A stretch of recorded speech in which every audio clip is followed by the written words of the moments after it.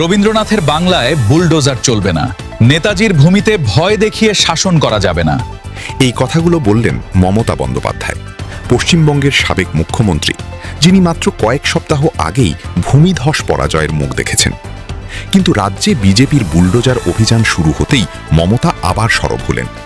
বিরোধী দলনেত্রী হিসেবে প্রথম বড় বার্তাটা এলো রবিবার রাতে। আজকের ভিডিওতে আমরা বুঝব মমতা ঠিক কি বললেন, পার্ক সার্কাস ও হাওড়ায় কি ঘটছে, সরকারের পাল্টা যুক্তি কি, এবং পরাজিত মমতা এখন বিরোধী রাজনীতিতে আদৌ প্রাসঙ্গিক থাকতে পারবেন কিনা। প্রথমে জানা যাক ঠিক কি বললেন মমতা।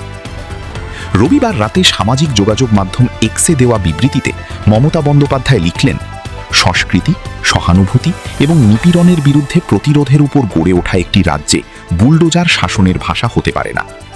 ঘরবাড়ি থেকে শুরু করে হকারদের দোকানপাট, রাজনৈতিক অহংকারের চড়া মূল্য চোকাতে হচ্ছে গরিব মানুষকে। তিনি আরও বললেন, যে সরকার আগে উচ্ছেদ করে এবং পরে কথা শোনে, তারা বাংলার মূল চেতনাকেই ভুলে গেছে।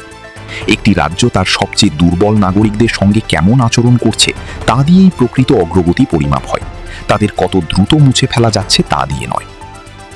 এই বিবৃতিটা এলো ঠিক সেই সময় যখন কলকাতার পার্ক সার্কাস ও তিলজলায় বিক্ষোভ ফুঁসে উঠছে। হাওড়া স্টেশনের আশপাশে ব্যাপক উচ্ছেদ অভিযান চলছে। দিনমজুর, হকার, ছোট দোকানদার, হাজার হাজার মানুষ একই সঙ্গে ঘর ও জীবিকা হারাচ্ছেন। এখন প্রশ্ন হলো, এই উচ্ছেদ অভিযানগুলো আসলে কি? বিজেপি সরকার বলছে এগুলো নিয়মিত পরিচ্ছন্নতা অভিযান, বেআইনি দখলদারি সরানো হচ্ছে। তারা বলছেন মমতার আমলে রাস্তাঘাট ও সরকারি জমি অবৈধভাবে দখল হয়েছিল, এখন সেটা পরিষ্কার করা হচ্ছে।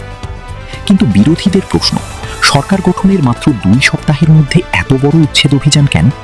কাদের বাড়ি ভাঙা হচ্ছে, কাদের দোকান উঠে যাচ্ছে, সেই প্যাটার্নটা কি সত্যি শুধু আইনের কথা বলছে?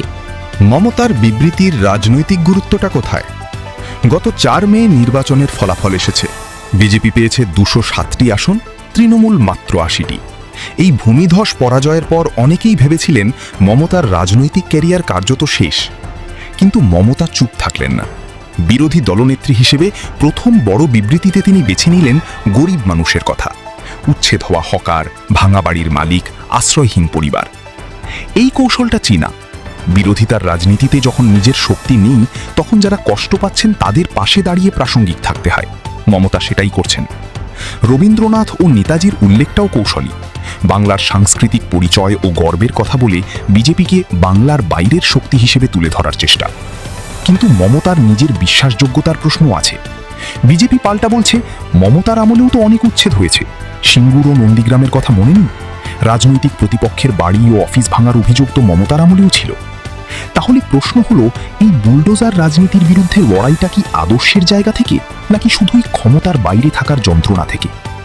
পশ্চিমবঙ্গের মানুষের কাছে এই প্রশ্নের উত্তর যত স্পষ্ট হবে, ততই বোঝা যাবে মমতার পরবর্তী পথচলা কেমন হবে। সব মিলিয়ে পশ্চিমবঙ্গ এখন এক অদ্ভুত সন্ধিক্ষণে। নতুন সরকার নিজেদের আইনের শাসন কায়েমের কথা বলছে, পুরনো সরকার বলছে মানবতার কথা। মাঝখানে আটকে আছেন হাজার হাজার সাধারণ মানুষ, যাদের ঘর ভেঙেছে, দোকান গেছে, জীবিকা শেষ হয়েছে। রাজনীতির এই খেলায় তাদের কথা কতটুকু ভাবা হচ্ছে, সেটাই আসল প্রশ্ন। আপনার কি মনে হয়, মমতার এই বিবৃতি সত্যিকারের প্রতিবাদ নাকি রাজনৈতিক কৌশল? কমেন্টে জানান।